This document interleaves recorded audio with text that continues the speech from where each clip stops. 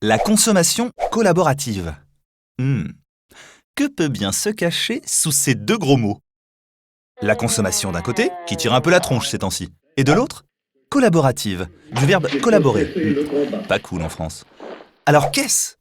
Eh bien, la consommation collaborative regroupe l'ensemble des nouvelles formes de partage, d'échange et de location permises par les sites internet de mise en relation entre particuliers. Ok, et alors? Alors l'homme a changé.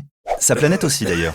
De vraies consciences écologiques et sociales naissent chaque jour et nous sortons peu à peu de ce XXe siècle de consommation ostentatoire et de possession boulimique. Et puis, il faut pas se mentir, vous avez plus de thunes aussi. Quoi qu'il en soit, la consommation collaborative ne vous propose pas de tout mettre en commun et de tout partager.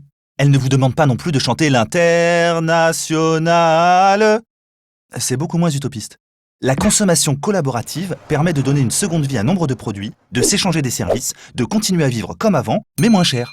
Tiens, vous vous souvenez de Napster, Emule et Casa? Eh bien, ils étaient les précurseurs de la consommation collaborative. Ces sites étaient interdits, mais nous partagions déjà. Et les industries de la musique, comme celles du cinéma, ont été obligées de s'adapter. Il en sera bientôt de même pour tout le reste. Des constructeurs de voitures aux compagnies d'assurance en passant par la grande distribution, tous évaluent l'ampleur du virage à prendre et ce phénomène est mondial. De toute façon, vous y êtes déjà. Si vous n'avez pas encore fait de covoiturage, vous avez déjà acheté sur eBay. Cette notion de partage va plus loin que le 4 heures de la cour de récré. Partager devient un moyen de se construire au regard des membres de sa communauté. C'est bien par le partage de musique, de vidéos et de bons plans que nous nous définissons auprès de nos proches. Désormais, vous existez au sein de ces communautés. Les systèmes de réputation des sites collaboratifs sont efficaces et les acteurs de votre communauté vous notent. La confiance entre particuliers s'installe de plus en plus et les utilisateurs très réguliers de Facebook font 3 fois plus confiance aux inconnus que ceux qui n'ont aucun réseau social. Financier, humain ou écologique, vous avez forcément un intérêt à partager. Vivez une expérience de tourisme authentique en dormant chez l'habitant, économisez en faisant du covoiturage et faites de nouvelles rencontres. Ou pas, d'ailleurs.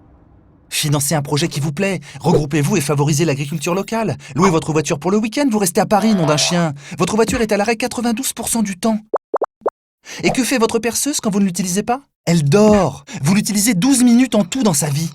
Et elle n'est pas la seule à dormir. Il y a aussi votre argent, votre maison secondaire et le DVD de ce film moyen que vous ne regarderez jamais plus. Vous collectionnez les nanars ou quoi?